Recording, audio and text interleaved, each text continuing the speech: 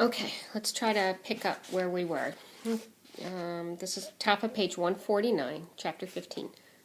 A bath? Weren't we working? I was disgusted, but I sat still when Maya told me to.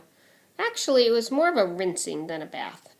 The firefighter held up a hose and sluiced the cool water over my face and fur.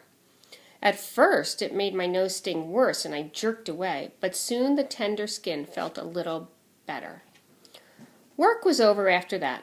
Maya took me back for another chopper ride and then on an airplane. Once we were back at the airport, she put me in her car and drove me straight to a man in a cool white room. He wore a white coat and smelled of other dogs and of harsh soap and disinfectant. I'd been here before. The man's voice was kind and his hands were gentle. But often there were shots involved, so he wasn't my favorite person. He held my face in his hands and looked at me carefully. Then he took a tube out of a jar and rubbed some kind of cream gently into my nose. The cream smelled awful, but it felt cool and wonderful, so I let him do it without protesting. What was it, some kind of acid? He asked Maya. I don't know. Is she going to be okay? Maya's hand was on my neck, rubbing the fur gently. I felt her love and concern in her touch and her voice, and I wished I could let her know I was feeling better. My nose didn't hurt as much as before, and the cream had taken the last of the stinging away. We'll want to watch out for any signs of infection, the man in the white coat told Maya, but I don't see any reason why she shouldn't heal up just fine.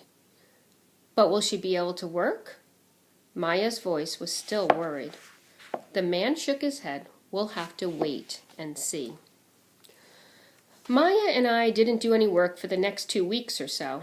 Every day she gently rubbed the cream into my nose. Emmett and Stella seemed to find this pretty amusing and would sit on the counter and watch. It was embarrassing, letting the cat stare at me like that, but Maya told me to hold still, so I did. Tinker Bell, though, she loved that cream. I can't imagine why, but cats are strange, and that's all there is to it.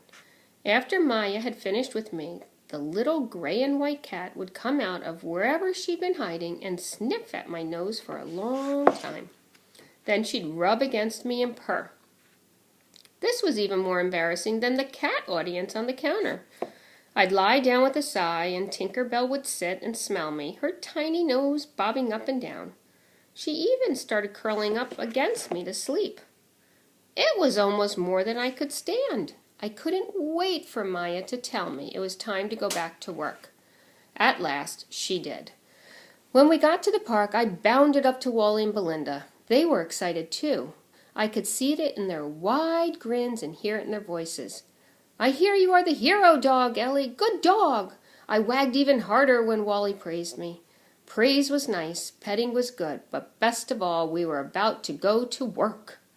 Wally ran off while Belinda and Maya sat down at the picnic table. So how are you and Wally doing? Maya asked.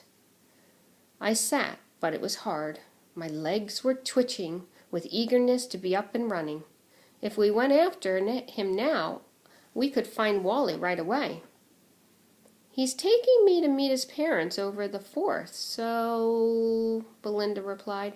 That's good. I groaned. Humans could do so many amazing things. Why did they sit still and make words so often? They were not even interesting words, like